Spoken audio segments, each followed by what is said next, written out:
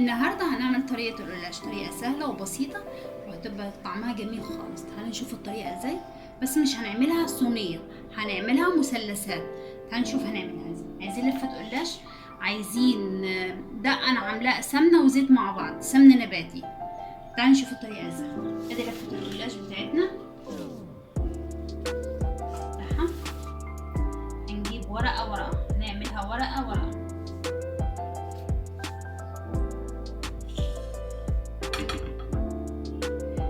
هندهن كل ورقة.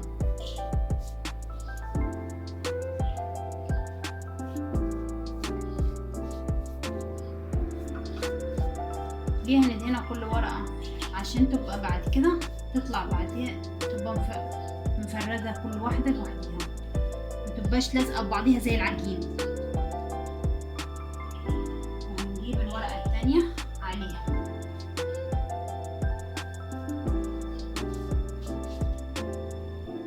نفس القصة برضو هنفرد برضو السمنة والزيت عليها.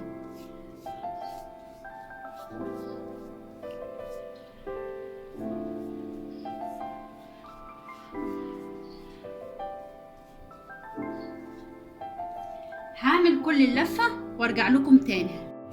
وكده خلصنا اخر طبقة لازم ندهنها برضو من فوق.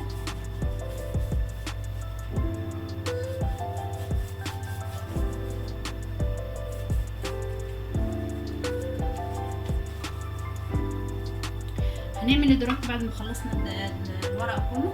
هنطبقها على شكل مثلث ونقطع مثلث ونقطع.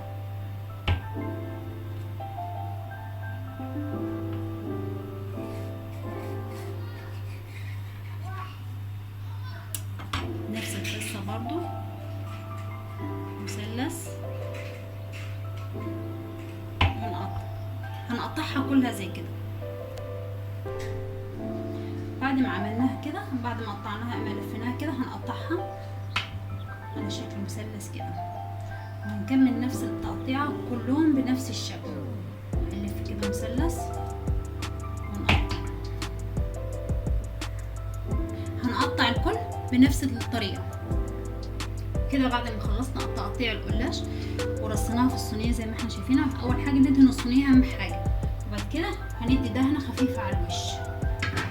هندهنهم كلهم كده دهنة خفيفة.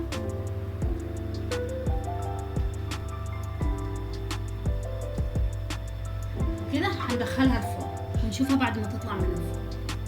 وبكده هنبدأ نعمل السيرب بتاعنا. ادي عايزين كوبايتين سكر،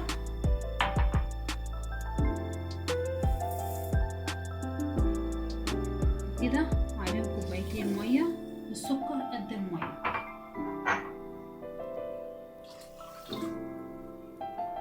وعصرة ليمون، نص ليمونه كده.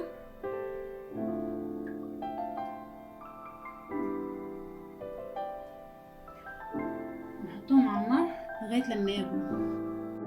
وكده صينيه القلاش بتاعتنا طلعت من الفرن. هنشربها السيرب بتاعنا. مش هنحط كتير لان القلاش ما بتشربش سيرب كتير.